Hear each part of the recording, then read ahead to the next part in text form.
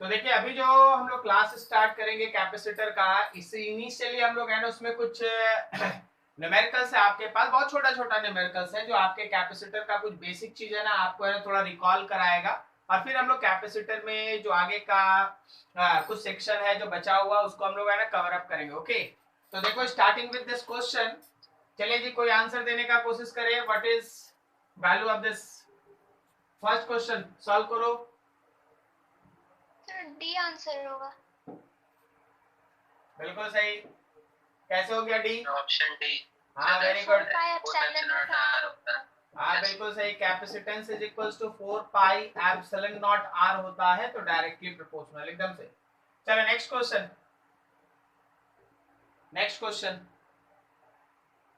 Capacitor of capacitance is charged to a potential V. The flux of the electric field through a closed surface enclosing the capacitor is. बताते चलो बताते चलो। Option A. ए क्यों option A बोले? Q by epsilon naught है तो C B by Q by epsilon naught होता है। बोल रहे हो क्या कि flux is equals to Q by epsilon naught होता है, तो क्यू के जगह सी भी लिख दिया और नीचे एप्सिलॉन नॉट, यही ना? यस। लेकिन आपको ये तो याद रखना चाहिए था ना कि नेट चार्ज जो है वो किसी भी कैपेसिटर पे जीरो होता है। अगर किसी कैपेसिटर पे नेट चार्ज जीरो होता है, so your flux will be equals to zero. Okay, capacitor के पॉजिटिव प्लेट पे जितना चार्ज होता है, कैपेसिटर के नेगेटिव प्लेट पे इक्वल मैग्नीट्यूड का चार्ज होता है, अपोजिट साइन होता है। बोलो सही है कि नहीं?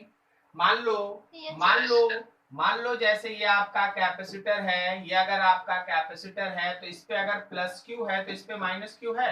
अब अगर आप कोई गॉसियन सरफेस में इसको इनक्लोज कीजिएगा तो क्या उसके क्यू इनक्लोज्ड का वैल्यू जीरो आएगा? Yes sir, net charge zero. Yes sir. ठीक है, so D option is there. Okay, चलो नेक्स्ट क्वेश्चन। फटाफट आंसर देने का कोशिश करो, जल्दी जल्दी खत्म करेंगे, लंबा चौड़ा क्लास है, सब कुछ एक साथ लेके चलेंगे। बोलो फटाफट।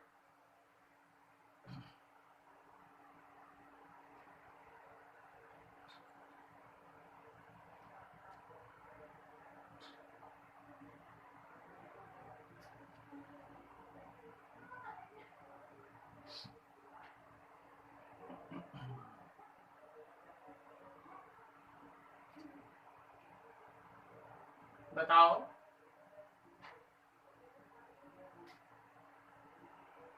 सॉल्व करो फटाफट। आप लोग फॉर्मूला जो पढ़े हैं उसको आप यूज कीजिए, फॉर्मूला को आप यूज, जस्ट एक फॉर्मूला को आप लोग यूज कीजिए, उसी फॉर्मूला के बेसिस पे सॉल्व होगा। स्फेरिकल कैपेसिटर के कैपेसिटेंस का फॉर्मूला बताया जाए। 3 मीटर होगा sir. 3 metre. 4 pi epsilon A B. Capacitance होता है 4 pi epsilon naught A B by B minus A. अब मान लीजिए जैसे यहाँ क्या लिखा है कि दोनों स्पेयर्स के बीच का जो गैप है वो 1 मिलीमीटर है। अगर आप स्फेरिकल कैपेसिटर कंस्ट्रक्ट करते हैं और इनर रेडियस को x लिखते हैं तो आउटर रेडियस आपका x प्लस 1 मिलीमीटर है, तो आपके पास c हो गया 4 पाई एप्सिलॉन नॉट हो गया। a के जगह पे x लिखो और b के जगह पे x plus 1 millimetre. x plus 1 millimetre है, मिलीमीटर इसको मीटर में बदल लो, मीटर में बदलोगे तो 10 टू द पावर -3 मीटर आएगा। -3। Yes sir, yes sir. तो 10 टू द पावर -3 मीटर हुआ। एंड देन अगर आप यहाँ से b माइनस a करेंगे, b माइनस a कहने का मतलब x plus 10 to the power -3 में से -x करें तो नीचे ये बचेगा। Now solve for find the value of x। आप इसको सॉल्व करके x का वैल्यू निकालिए, लेकिन x याद रखिएगा इनर रेडियस आएगा, x इनर रेडियस आएगा। आपको बोला गया है आउटर रेडियस, उसमें +1 करेंगे तब आपका आंसर आएगा। बोलो समझ में आया? ठीक है, so you have to proceed in this way. चलो नेक्स्ट क्वेश्चन बताओ अपने से। ऑप्शन है The capacitance C of a capacitor is independent of charge and potential of the capacitor depends on the charge and independent। बताओ सबको बताओ, किसी का आंसर ए नंबर होगा। ए नंबर होगा, कंफर्म हो सबको? सर वेरी गुड ए होगा। अच्छा ये बताइए, अगर independent of charge and potential of capacitor है तो डिपेंड्स किस पे करता है? सर ज्योमेट्रिकल Radius पे, configuration. sir, shape geometrical side पे कॉन्फ़िगरेशन पे डिपेंड करता है और डिपेंड करता है डाइलेक्ट्रिक मीडियम पे। बोलो सही है? डाइलेक्ट्रिक। जो कॉन्फ़िगरेशन है, जैसे रेडियस है, डिस्टेंस है, एरिया है, इस पे डिपेंड करता है, या फिर मीडियम पे डिपेंड करता है, एप्सिलॉन नॉट पे डिपेंड करता है, डाइलेक्ट्रिक पे डिपेंड करता है। Is this clear? Yes, sir, yes. ठीक है, यस सर। चलो सॉल्व करो 5।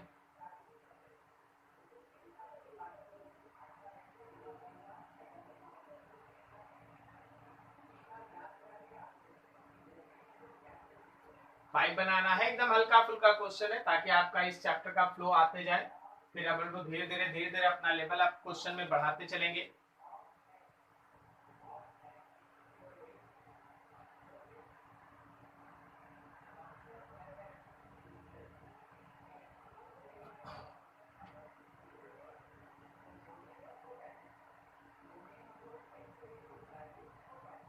Option A. सॉल्व कर लिए अच्छे से? 170. आपको Yes, sir. क्वेश्चन Option में is correct. आपको क्वेश्चन में कैपेसिटेंस दिया है 15 pico farad 10 to the power -12, yes sir option A. और भी आ गया आपका 60 वोल्ट, भी आ गया आपका 60 volt, 60 volt. How much electrostatic energy, तो एनर्जी के लिए आप लोग फॉर्मूला लिखे हैं half C V Half square. CV. एक परफेक्ट कैलकुलेशन से ही आपका आंसर यहाँ पे आ सकता है, एक सही कैलकुलेशन कर लीजिएगा, बस कैलकुलेशन करना है, आपका आंसर आ जाएगा। ओके, सॉल्व कर लिए, कितना आ गया? ए वाला आ रहा है? A option. Yes, sir, A. चलो ठीक है, बढ़िया, ए। ठीक ठीक। नेक्स्ट आगे बताओ, क्वेश्चन नंबर 6 बताओ।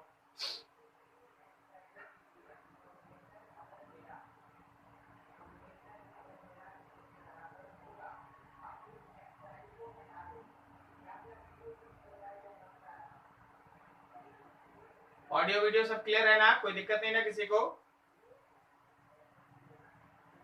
यस सर क्लियर है। सॉल्व करो फटाफट।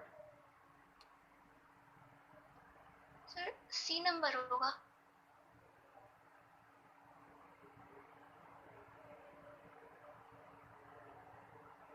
B number. बी आ रहा किसी का, सी आ रहा किसी का, देखिए बस कैलकुलेशन मिस्टेक हो सकता है और बहुत बड़ा बात नहीं है, ठीक है। अच्छा देखिए, कैपेसिटर के दोनों प्लेट्स 20 सेंटीमीटर अपार्ट है, मतलब आपको एक तरह से मानो तो दोनों प्लेट्स के बीच का डिस्टेंस आपको मालूम और उनके बीच का पोटेंशियल डिफरेंस भी मालूम है। तो क्या हम लोग सीधा सीधा इलेक्ट्रिक फील्ड का एक फॉर्मूला पढ़े हैं, del V by del R? Yes sir. तो नेगेटिव तो उसका डायरेक्शन Yes, बताता है, minus DB. Change in potential में 10 वोल्ट पुट कर देंगे और डिस्टेंस में हम लोग कितना पुट कर दें? डिस्टेंस में हम लोग पुट कर दें 0.2, तो ए 0.2 होगा। कौन सा हो गया यहाँ पे? 0.2 बिकॉज सेंटीमीटर में। ऑप्शन ए सर, ऑप्शन ए। तो ना बी है, ना बी है, ना सी है, आंसर है ए। ठीक। अरे कैलकुलेशन ठीक कर यार, कैलकुलेशन में इसमें गड़बड़ कर देगा इस सब में। क्वेश्चन नंबर 7,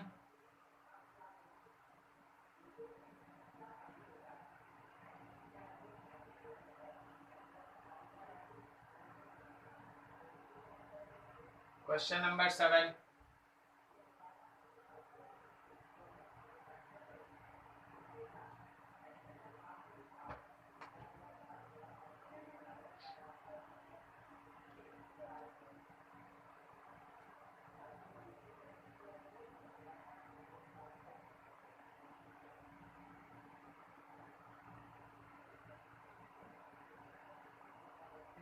आ गया? A parallel plate capacitor is made of two circular plates separated by a 5 millimeter apart, with a dielectric or dielectric constant 2.2 between them. When the electric field in the dielectric is 3 into 10 power 4 volt per meter, the charge density of the positive plate will be close to. Charge density आपको sigma निकालना है, sigma.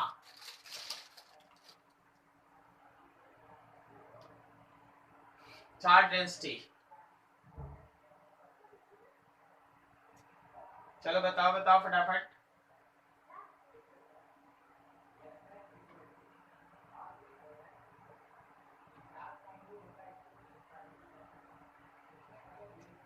रही है मेरी?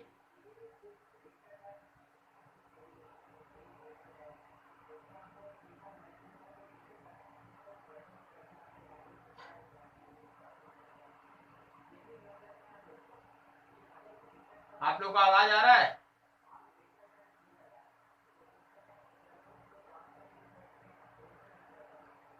Yes sir.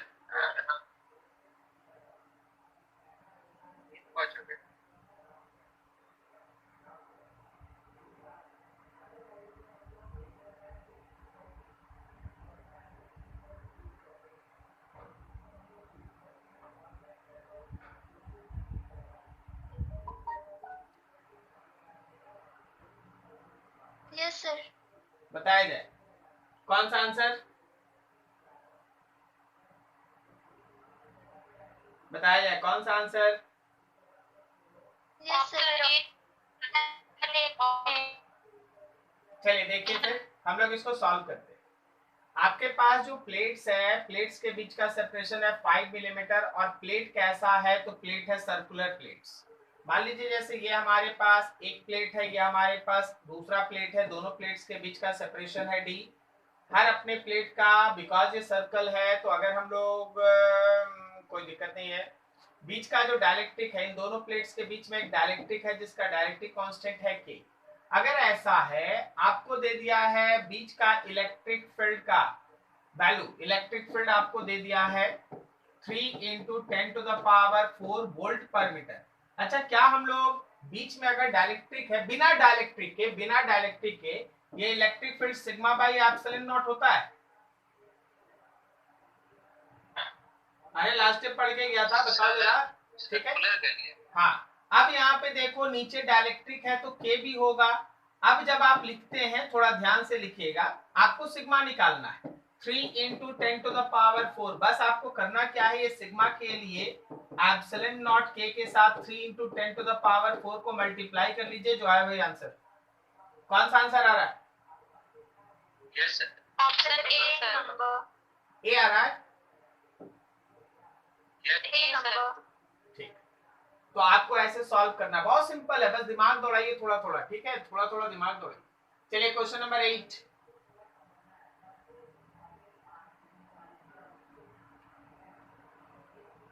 यहाँ पे 15 होगा, 5 नहीं 15। यहाँ पे 15 वोल्ट है, 10 वोल्ट टू 15 वोल्ट।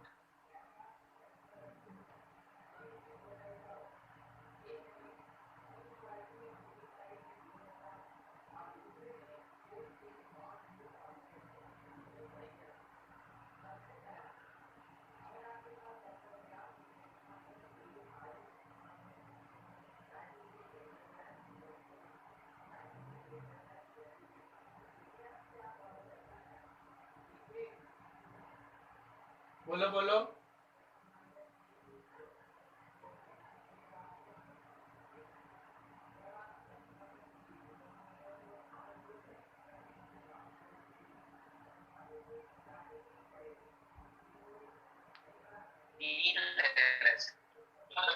कौन सा आ रहा? बी आ रहा है? बी आ रहा है?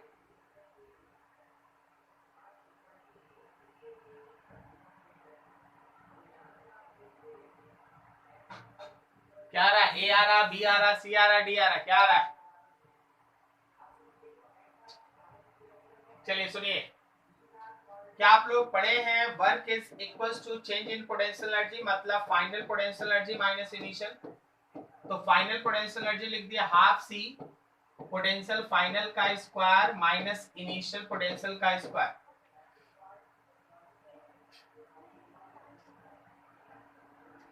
इनिशियल पोटेंशियल का स्क्वायर, ठीक है। अब यहाँ पे ध्यान से सुनना, यहाँ पे ध्यान से सुनना। जब हम लोग फर्स्ट केस में वर्क ले रहे हैं, बात क्लियर नहीं आ रहा है सर आपका।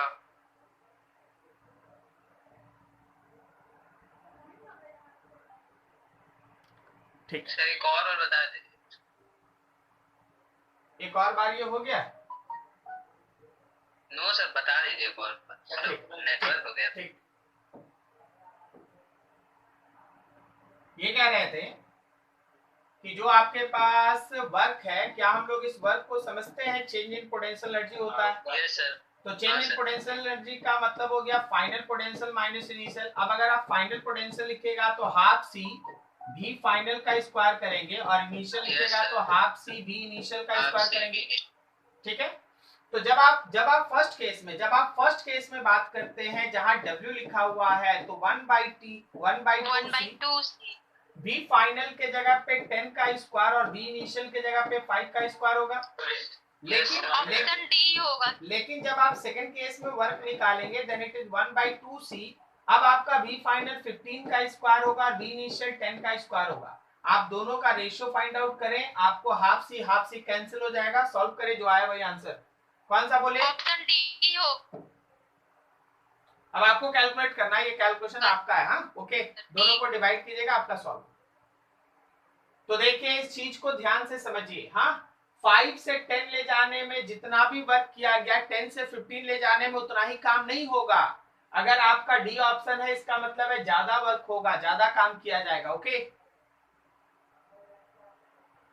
चलो क्वेश्चन नंबर 9 सॉल्व करो। एकदम देख के आंसर बताना है, लेकिन थोड़ा सोच समझ के। जो डाटा में पूछा गया, जिस पैरामीटर में पूछा गया उसी में आंसर आना चाहिए।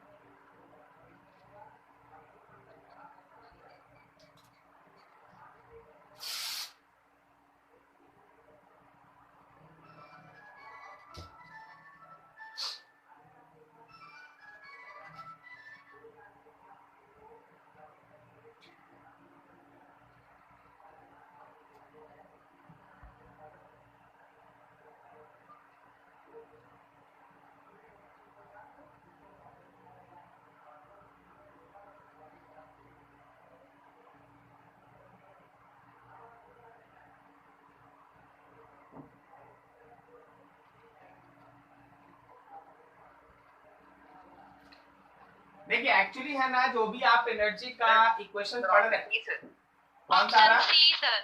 अच्छा ऑप्शन डी सर।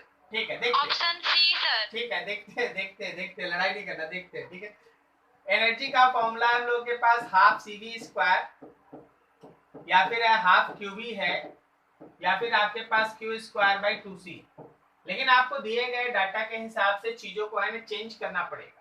आप मान लीजिए सपोज आप चलते हैं, सपोज आप है ना किसी भी एक को ले ले, सपोज हम लोग फर्स्ट वाले को ले ले 1/2।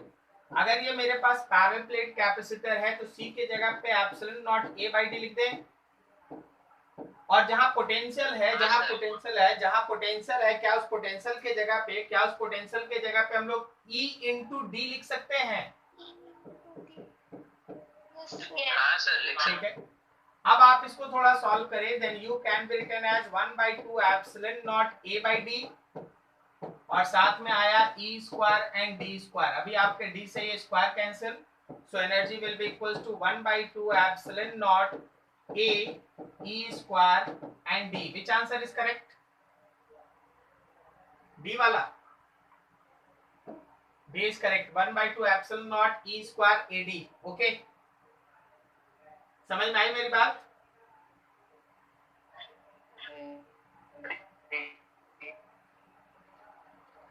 समझ में आ रहा है मेरा बात? क्लियर है?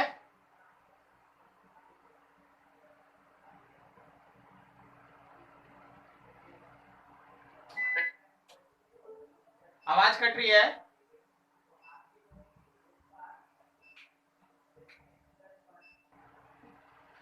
चलो ठीक, तो ये हम लोग का था डिस्कशन, जिसमें हम लोग और है थोड़ा एक दो और क्वेश्चन देख लेते हैं। चलो इसको बनाओ जरा थोड़ा फटाफट। चलो देखते हैं आगे। 64 identical spheres of charge Q and capacitance C each are combined to form a large sphere. The charge and capacitance of the large sphere, जो हमारा 64 स्फीयर्स के कॉम्बिनेशन से जो नया स्फीयर आपके सामने बड़ा स्फीयर बनेगा, उसका चार्ज और कैपेसिटेंस, ये दो चीज आपको बताना है। चलिए थोड़ा दिमाग दौड़ाइए, आप लोग दिमाग दौड़ाइए, थोड़ा करते जाएंगे धीरे धीरे, सब कुछ है ना होते जाएगा। ये सब एक्सटर्नल इश्यूज है यार, ऑनलाइन क्लास में है ना ये सब आना ही, ठीक है, कितना भी कर लीजिए। लेकिन धनबाद है ना गांव से ज्यादा अभी तक है ना विकसित नहीं हो पाया, वो एक गांव ही है, गांव में इससे अच्छा कनेक्शन है कंपैरिजन टू जो धनबाद का कनेक्शन।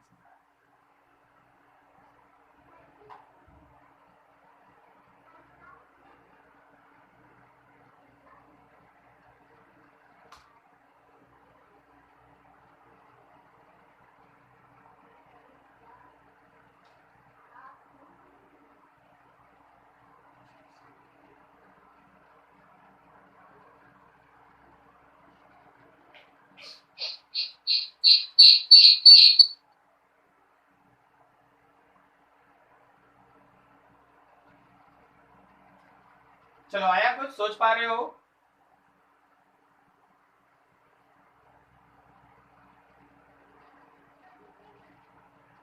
ठीक, देखिए अच्छा आप लोग को याद है स्फीयर वाले क्वेश्चंस पे आपको बहुत पहले से कुछ सिखाया गया है, हम आपको फिर से एक बार दिखाते हैं। जब आप स्फीयर्स को कंबाइन करते हैं, sphere combines to form a big sphere. जब स्फीयर का कॉम्बिनेशन होगा ताकि एक बड़ा स्फीयर है ना बने, उस समय क्या काम करते हैं? सबसे पहले पता है आपको क्या करना होगा, आपको रेडियस के बीच रिलेशन, आपको रेडियस के बीच का रिलेशन निकालना पड़ेगा, रेडियस के बीच का रिलेशन निकालना पड़ेगा, रेडियस के बीच का रिलेशन। जरा बात करना, N volume of small spheres, अगर आप एन स्फीयर्स, छोटा छोटा एन स्फीयर्स को आपस में मिलाते हैं, छोटे छोटे एन स्फीयर्स को आपस में आप मिलाते हैं ताकि एक बड़ा स्फीयर बने, तो जो बड़े स्फीयर का वॉल्यूम है, जो बड़े स्फीयर का वॉल्यूम है, यहाँ भी से पोटेंशियल नहीं है, यहाँ भी से वॉल्यूम है, ओके। तो छोटे छोटे एन स्फीयर्स का जो वॉल्यूम का कॉम्बिनेशन आएगा वो बड़े स्फीयर के वॉल्यूम के बराबर आएगा। तो आप इसको ऐसे लिख सकते हैं, n into 4/3 of pi R cube is equals to 4/3 of pi R cube, ठीक है। अभी आप दोनों तरफ 4/3 पाई और 4/3 पाई को कैंसिल कर लिए, तो स्मॉल एन आर पे power cube is equals to capital N R पे पावर क्यूब। तो यहाँ पे आ गया आपका n/3, n पे power 1/3, r is equals to capital R. मेरा सजेशन है आपको ये कि आप हमेशा जब भी आपको ऐसे स्फीयर्स के कॉम्बिनेशन पे न्यूमेरिकल मिले, आपको हर जगह मिलेगा, आपको स्कूल में, आपको कंपटीशन में मिलेगा, कंपटीशन का तो ये एक फेवरेट टॉपिक है। जब भी हमारे पास n नंबर ऑफ स्फीयर्स आपस में कंबाइन करके एक बड़ा स्फीयर बनाएगा, हमेशा ध्यान रखना बड़े स्फीयर का जो रेडियस है वो number of spheres which are combining together, और उसके रेडियस के साथ इस तरह का रिलेशन शो करेगा। ये नंबर हमेशा ऐसा नंबर रहेगा जिसका आप क्यूब रूट आसानी से निकाल लेंगे।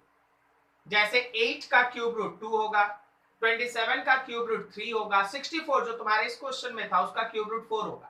तो आपको सबसे पहले ये रेडियस का रिलेशन आपको दिमाग में रखना चाहिए। अगर आप रेडियस का रिलेशन दिमाग में रखेंगे, अगर आप रेडियस का रिलेशन दिमाग में रखेंगे तो आपका इतना समय बचने वाला है हर बार, नहीं तो आप हर बार इतना प्रोसेस से जाइएगा, आपको समय लग जाएगा। ओके, मेरी बात समझ में आई सबको? ठीक, अब देखो यहाँ पर, चलो आओ अपने न्यूमेरिकल्स पे आओ।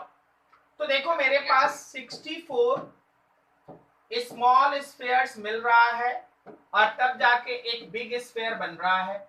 तो क्या हम लोग बिग स्फीयर का जो रेडियस है वो 64 पे power 1/3 into radius of small sphere कर दे? तो यहां से अगर आप सॉल्व करोगे तो 4r आएगा। बोलो सही जा रहे हैं? Yes sir. ठीक है। अब देखो करना क्या था, आपको निकालना था चार्ज एंड कैपेसिटेंस। चार्ज में तो कोई दिक्कत ही नहीं है, जब आप चार्ज लेंगे बिग स्फीयर का तो चार्ज तो कंजर्व होता है, तो 64 इंटू क्यू हो जाएगा। लेकिन जब कैपेसिटेंस आप लेंगे बिग स्फीयर का तो आपको लिखना होगा 4 पाई एप्सिलॉन नॉट आर, और आप यहाँ पे जाएंगे 4 pi epsilon naught 4 into small R, ठीक है। अच्छा आप इसमें 4 बाहर निकालिए, 4 बाहर आ गया, तो आप जरूरत पड़ने पे 4 pi epsilon naught small R भी तो लिख सकते हैं। मतलब क्या है कि जो मेरा कैपेसिटेंस है बिग स्फीयर का वो 4 times of capacitance of small sphere के बराबर है। क्या मेरी बात समझ में आई? Yes sir. ठीक है। तो कैपेसिटेंस में 4 टाइम्स हो जाएगा, तो जो मेरा कैपेसिटेंस C दिया हुआ था दैट बिकम्स 4C और चार्ज 64 टाइम्स हो जाएगा। कहने का मतलब सी आंसर इज देयर। क्या मेरी बात समझ में आ रही है सबको? Yes sir. ठीक है, तो इस रिलेशन को आप जरूर दिमाग में रखें, ये बहुत ही इंपॉर्टेंट रिलेशन है। आप ये मत सोचिए कि ये है ना इलेक्ट्रोस्टैटिक का रिलेशन है, हम आपको एकदम गारंटी ले लेते हैं कि फिजिक्स में कम से कम आप इसको 8 से 10 जगह अलग अलग तरीके से यूज करते हैं।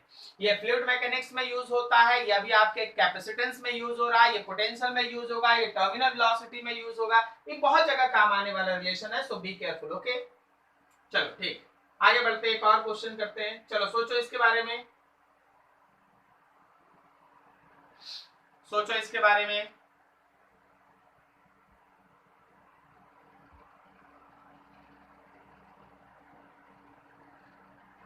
Cylindrical capacitor है, charge Q and length L. If both the charge and length of the capacitor are doubled by keeping other parameter fixed, the energy stored in the capacitor.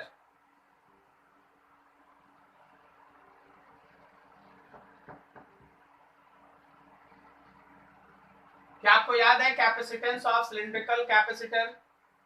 Yes sir, 2 बोला। pi epsilon naught L by ln B by A. Very good. अब देखिए, अगर आपसे energy पूछा है तो energy का formula आप लिखते हैं Q स्क्वायर बाई 2C। ठीक है, एनर्जी का फॉर्मूला है Q स्क्वायर बाई 2C। आप अगर चाहो तो इस एनर्जी के जगह पे लिख सकते हैं Q स्क्वायर बाई 2, C के जगह आप लिखेंगे 2 पाई epsilon not L, 2 pi epsilon not L और नीचे है ln B बाई A। अब तुम्हारे क्वेश्चन में क्या बोला? तुम्हारे क्वेश्चन में बोला कि if both the charge and length becomes double, मतलब लेंथ को भी डबल कर रहे हैं, चार्ज को भी डबल कर रहे हैं। सब कोई ध्यान से देखिएगा, लेंथ को भी डबल कर रहे हैं, चार्ज को भी डबल कर रहे हैं। हम शॉर्टकट में दिखा रहे हैं। क्या मेरा U प्रोपोर्शनल है Q स्क्वायर बाई L पे? अरे देखो भाई, बाकी सब कांस्टेंट है, तो Q स्क्वायर और L यही ना बचा। अब क्वेश्चन ये कहता है कि आप चार्ज को डबल कर दीजिए और आप लेंथ को भी डबल कर दीजिए। बताइए जरा, आप ही सोच के बताइए, what will be effect on capacitance? Charge double का स्क्वायर और नीचे लेंथ डबल, तो क्या ये 2 बचेगा? 2 टाइम्स सर 2 टाइम्स हो जाएगा सर।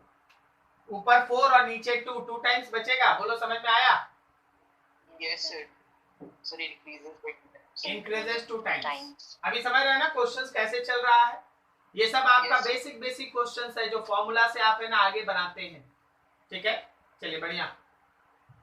चलिए ये बताइए, आप लोग फटाफट इसको बताइए, 12 नंबर बताइए।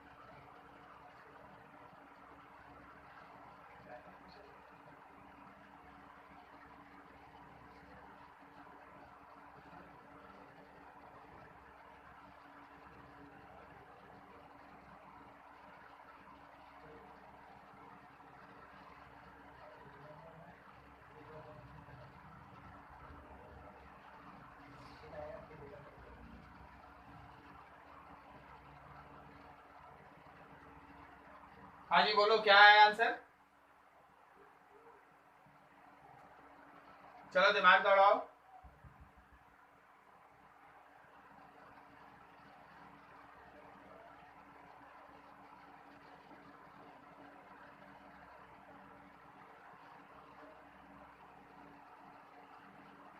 लिखा है अ parallel plate capacitor has capacitance C, air plate, when it is half filled with a dielectric of dielectric constant 5, the percentage increase in capacitance। क्या आप लोग कैपेसिटेंस बिना एयर के लिख सकते हैं? एप्सिलॉन नॉट A बाई, मतलब बिना डायलेक्ट्रिक के लिख सकते हैं epsilon naught A by D। बोलो सही है? Yes sir, yes sir. अब अगर क्वेश्चन कहता है कि हाफ फिल्ड विथ डायलेक्ट्रिक, अगर आपका डाइलेक्ट्रिक आधा भरा है मतलब डाइलेक्ट्रिक का जो थिकनेस है वो d/2 के बराबर है। तो अगर डाइलेक्ट्रिक का थिकनेस d/2 है तो इसको हम लोग फर्स्ट कैपेसिटेंस मान लेते हैं। तो सेकंड कैपेसिटेंस जब आप लिखिएगा तो epsilon naught A by epsilon naught A by D d minus t plus t by k। याद आया फॉर्मूला? यस हां epsilon naught A by d minus t plus t by k होता है formula. तो वहां से वैल्यूज पुट कर दिए हम लोग। तो अब देखो ये वैल्यू क्या आया। ये वैल्यू हम लोगों का हो गया, थोड़ा सॉल्व कर लो। Epsilon naught A by d minus d/2, ये आपको d/2 बचा और plus d/2 divided by k। Question देखिए k का वैल्यू कितना था? k का वैल्यू 5 है, k का वैल्यू 5 है, k का वैल्यू 5 है। तो आप लिखते हैं epsilon naught A by d/2 plus d/10 कर दें, 2 into 5। हां सर। तो इसको अगर आप सॉल्व करते हैं epsilon naught A by 6d/10 ना, यस सर 6d/10 ऊपर चला गया। तो जो मेरा C2 आ रहा है वो आ रहा है 10/6 epsilon naught A by D। 10/6 epsilon naught A by D ये हमारे पास C2 का वैल्यू है। C2 का वैल्यू आपसे क्या पूछा था? आपसे पूछा था what is the percentage increase in capacitance. Increase तो होगा, अगर डाइलेक्ट्रिक आप डाले हैं, कैपेसिटर के प्लेट के भी डाइलेक्ट्रिक डाले हैं तो कैपेसिटेंस बढ़ेगा तो जरूर। अब आपको परसेंटेज इंक्रीज बताना है, percentage increase. So percentage increase जैसा आप निकालते हैं, पहले आप इंक्रीज इन कैपेसिटेंस निकाल लें, फिर उसको कैपेसिटेंस का जो इनिशियल वैल्यू था उससे डिवाइड करें, मल्टीप्लाइड विद 100। बोलो सही है?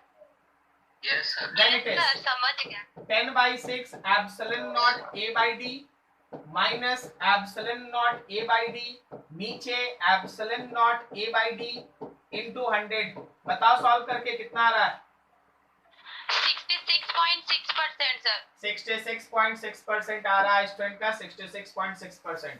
ठीक है, 66.6% ये आपका आंसर। Okay yes sir 66.6। ठीक है। तो ऐसे क्वेश्चंस है आपके पास और इस तरीके से आपको है ना अपने आप को थोड़ा सा मॉडिफाई करके क्वेश्चंस को यूज करके बनाना है। चलो नेक्स्ट क्वेश्चन, फटाफट जल्दी जल्दी, थोड़ा थोड़ा समय लग गया इधर उधर, नेट का इशू, जल्दी करें।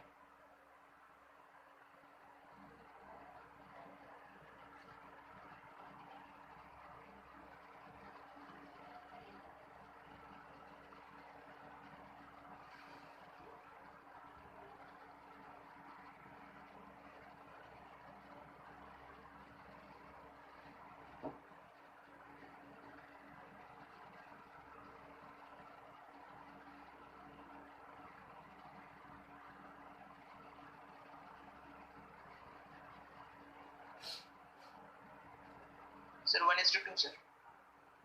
1:2 आ रहा है? Yes sir. Yes sir D number 1:2। क्या बोलते हो, सॉल्व करना होगा या छोड़ दें? मेरा तो 1:2 आ रहा है सर, पता नहीं सही है कि गलत सर, एक बार चेक कर लीजिए। ठीक, लिखा है battery is used to charge a parallel plate capacitor till the potential difference between the plates becomes equals to electromotive force of the battery, मतलब V के बराबर हो। The ratio of the energy stored in capacitor and the work done by the battery will be. बिल्कुल सही, जरा हमको भी लग रहा 1:2 है। देखो कैपेसिटर के अंदर का जो स्टोर्ड एनर्जी है, क्या उसका फॉर्मूला हाफ क्यू भी आप लिखते हैं? Yes sir. और अगर किसी पर्टिकुलर बैटरी से Q चार्ज पास करेगा तो वर्क डन ऑफ बैटरी क्या लिखते हैं आप? Q इंटू भी लिखेंगे। Yes sir. यस तो जब आप एनर्जी स्टोर्ड इन कैपेसिटर और वर्क डन ऑफ सेल का रेशियो निकालेंगे तो ये 1/2 QB और नीचे आएगा QB, दोनों का QB कैंसिल, सो 1/2 1:2। बिल्कुल सही, बिल्कुल सही, बिल्कुल सही। ओके बिल्कुल सही, ठीक है ना? सबको समझ में आया?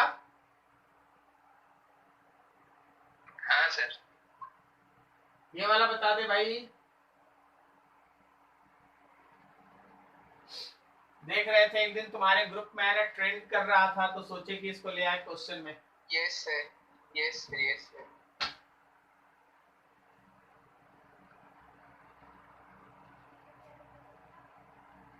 बहुत कोई नेटवर्क के इशू की वजह से है ना गुस्सा आ गया, बोला कि छोड़िए आज नहीं पढ़ेंगे।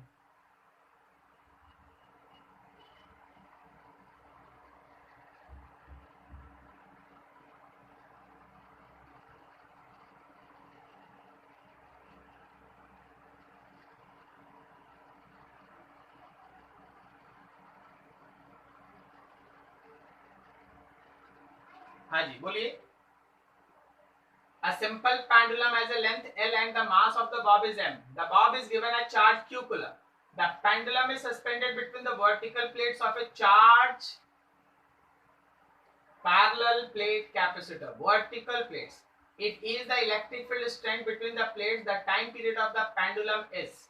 जहां तक हमको याद है ऐसा क्वेश्चन हमसे एक दो बार पहले भी पूछा गया है, लेकिन इस क्वेश्चन को सिलेक्ट करके आपके सामने लाने के पीछे का कारण है, इसमें एक छोटा सा ट्विस्ट है।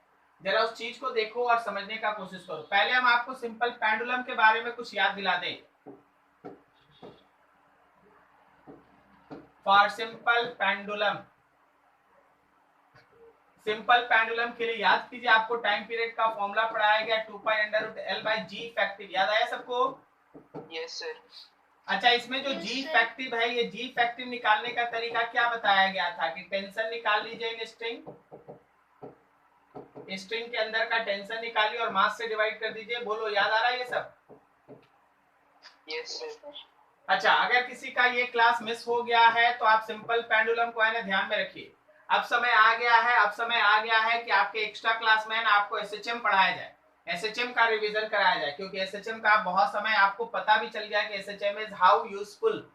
ठीक है, इसलिए देखो, तो time period of simple pendulum का ये फॉर्मूला होता है G effective is equals to tension in string by mass निकालेंगे। तुम्हारे क्वेश्चन में वर्टिकल प्लेट्स है, चार्ज्ड प्लेट्स, वर्टिकल प्लेट्स है, सो बी केयरफुल, जरा देखना, ध्यान से समझना।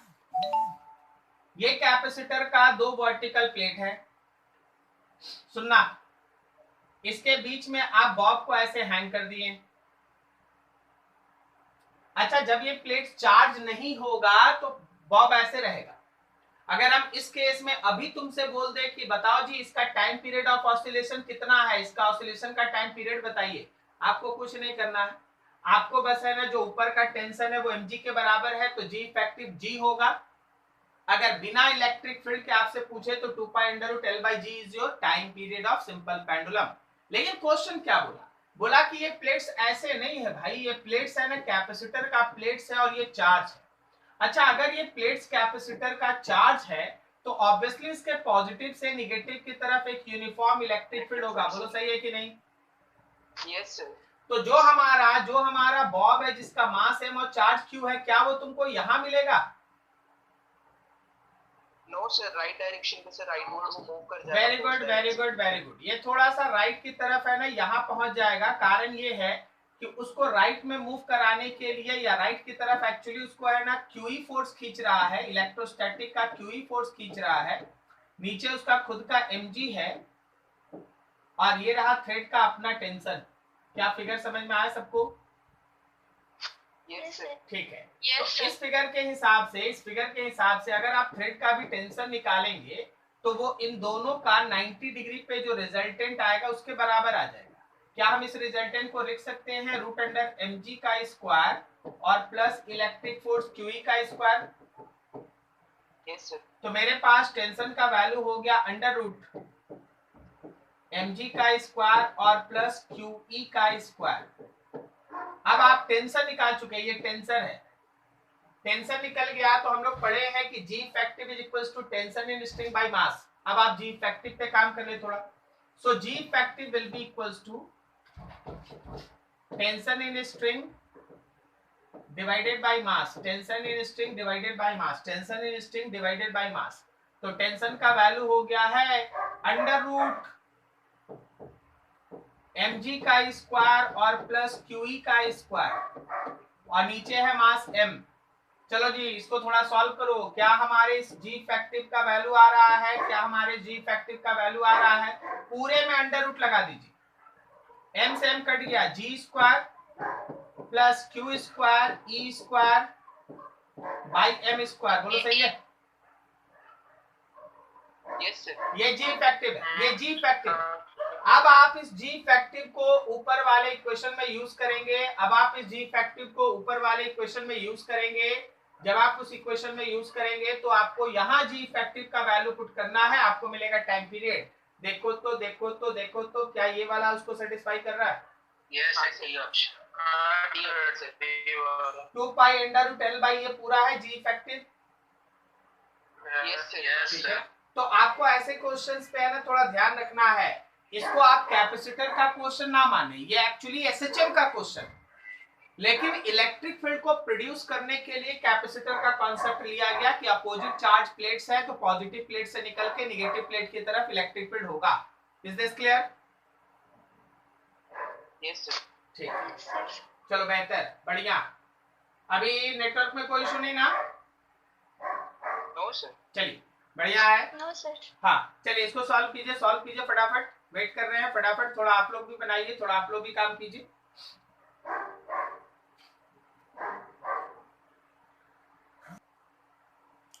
देखिए इस क्वेश्चन में जब आप प्रोसीड कर रहे हैं तो आप ऐसे समझिए कि मान लीजिए आपके पास है ना ये कैपेसिटर का एक प्लेट है, ये कैपेसिटर का दूसरा प्लेट है। अगर हम लोग किसी तरीके से इनके बीच का सेपरेशन डी फाइंड आउट कर ले तो देखो हर एक प्लेट का कुछ ना कुछ थिकनेस है, हर एक जो हमारा डाइलेक्ट्रिक का प्लेट है उसका कुछ ना कुछ थिकनेस है। मान लो ये सब थिकनेस वाला है, तो अगर हम लोग थिकनेस से डिवाइड करेंगे तो क्या हमको ये डाइलेक्ट्रिक का जितना भी हम लोग सीट यूज करेंगे वो नंबर आ जाएगा। समझ रहे हो ना हम क्या बताना चाह रहे हैं? Yes sir. ठीक है, तो अपना कॉन्सेप्ट कुछ इस तरीके से ज्यादा इजी वे से रन करेगा कि आप देखिए आपके पास सी दे दिया है 100 of picofarad constructed by using a paper sheet of thickness 1 millimeter, thickness of the sheet is 1 millimeter, ये sheet का thickness है। हाँ डाइलेक्ट्रिक, और उस डाइलेक्ट्रिक का डाइलेक्ट्रिक कांस्टेंट आपके सामने 4 दिया है, and the number of circular metal foils of diameter 2 centimetre. यहां से आप प्लेट्स का एरिया निकालिएगा पाई इंटू डायमीटर बाई 2 का स्क्वायर, पाई आर स्क्वायर आप लिखते हैं ना। ठीक है, आपको क्या करना है कि आखिर ऐसा कितना पर्टिकुलर सीट्स यूज हो रहा है उसका नंबर आपको फाइंड आउट करना है। ठीक है, आप क्या करें, capacitance is equals to epsilon naught A, के भी लगा दो और नीचे लिखो डी। आप समहाउ है डी निकालें, D is equals to D मतलब हो गया ये डी डायमीटर है, ये डी डायमीटर है और उनके बीच का डिस्टेंस डी है। हम डायमीटर को हटा देते हैं, हाँ नहीं तो आप मिस कॉन्सेप्ट चले जाएंगे, डायमीटर में डी लिख दिए हम। यहाँ पर क्या हम वहां पे रेडियस लिखे, आप लोग डायमीटर में बदल लीजिएगा, आर लिख देते हैं। ठीक है, तो एप्सिलॉन नॉट यहाँ पाई आर स्क्वायर हो गया, के हो गया और नीचे आप यहाँ पे सी से डिवाइड किए, डी आ गया। अच्छा डी आने का मतलब है प्लेट्स के बीच का सेपरेशन आ गया।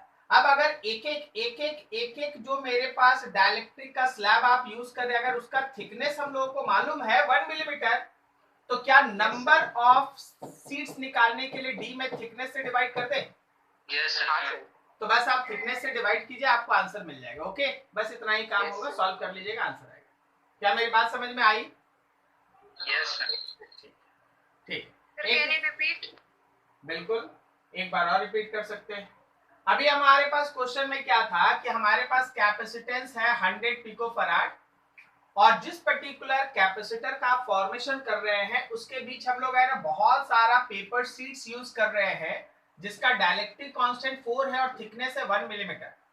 बोला गया जिस पेपर शीट को आप यूज कर रहे हैं वो सर्कुलर फॉर्म में है और उस सर्कल का डायमीटर दिया हुआ है 2 सेंटीमीटर। तो बताइए हाउ मेनी पेपर शीट्स और how many dielectric sheets are used between capacitor plates. तो मतलब आपको इनके बीच का जितना भी आप डाइलेक्ट्रिक का शीट्स यूज कर रहे हैं ना जो सर्कुलर फॉर्म में है उसका नंबर निकालना है। तो हम आपको ये बताएं कि पहले आप है ना डी निकाल ले, कैपेसिटेंस के प्लेट्स के बीच का सेपरेशन निकाल ले और नंबर के लिए बस थिकनेस ऑफ द शीट से डिवाइड कर दे, आपको नंबर मिलेगा। ठीक है, यही था इसमें। Okay sir. 15 नेक्स्ट। चलो यहाँ पे लगाओ दिमाग, थोड़ा दौड़ो, सोचो जरा बढ़िया से।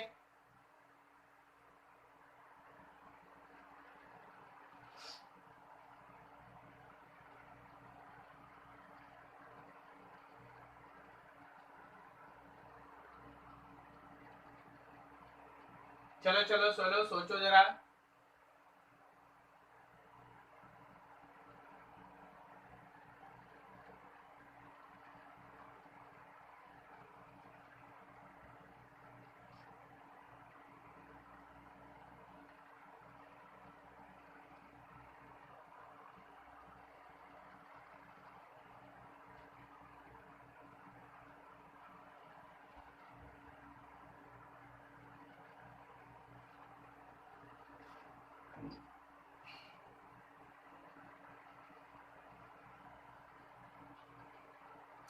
चलिए कुछ बताइए, प्लान बताइए, व्हाट यू हैव प्लान। कुछ भी प्लान होगा ना कि हाँ सर ऐसे प्रोसीड करने से मेरा आंसर आ जाएगा।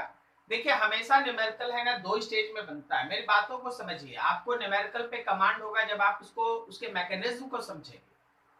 न्यूमेरिकल हमेशा 2 बार बनता है। आप कोई भी क्वेश्चन बनाते हैं ना, कम से कम वो 2 बार बनता है। हम भी कोई क्वेश्चन बनाते हैं 2 बार बनता है। पहले क्वेश्चन के पढ़ते ही मेरा दिमाग उस चीज को है ना बनाता है, उसका एक आउटलाइन ड्रॉ करता है कि हाँ ये दिया है, ये दिया है, ये पूछा है, ये पूछा है। तो दिमाग में एक बार क्वेश्चन बनता है और फिर वो कॉपी पे उतरता है, फिर वो बोर्ड पे उतरता है। तो आप जब क्वेश्चन को पढ़े ना तो आपका दिमाग इस तरह से चलना चाहिए कि वो इस चीज को रीड कर ले कि हाँ ऐसे ऐसे मेरा काम अब होगा, और उसके बाद फिर पेन चलना स्टार्ट करता है। ठीक है, तो क्या तुम्हारे दिमाग में कुछ अभी तक क्वेश्चन बना?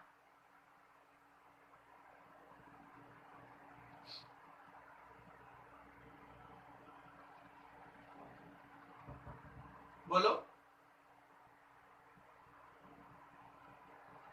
चलिए देखते, मान लीजिए कैपेसिटर का ये प्लेट है पॉजिटिव और ये प्लेट है नेगेटिव।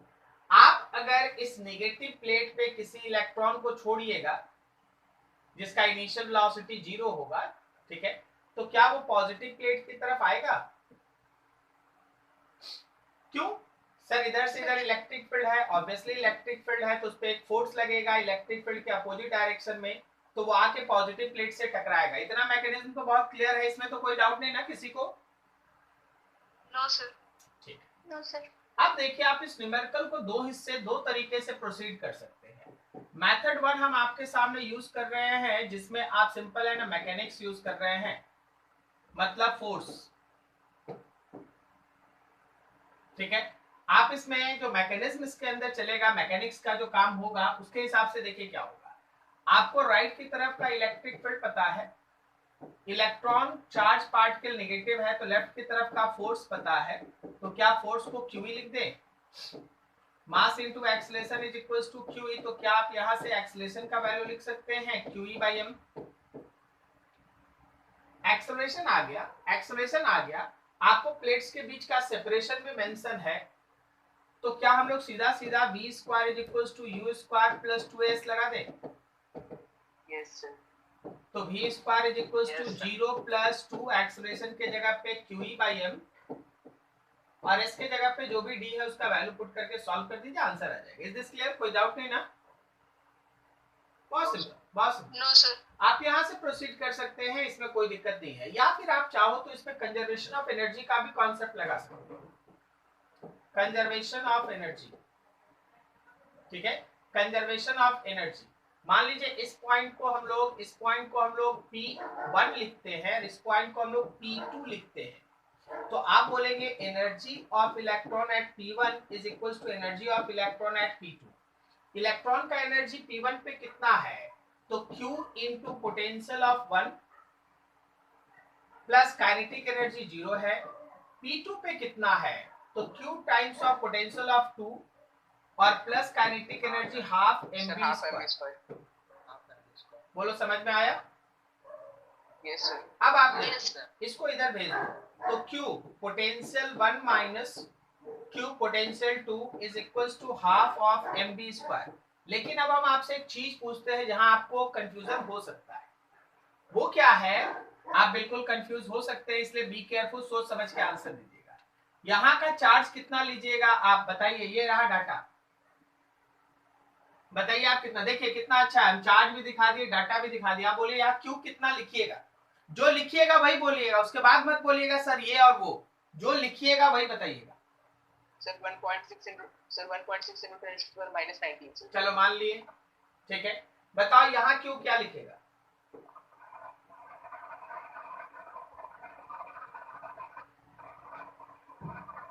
बोलो।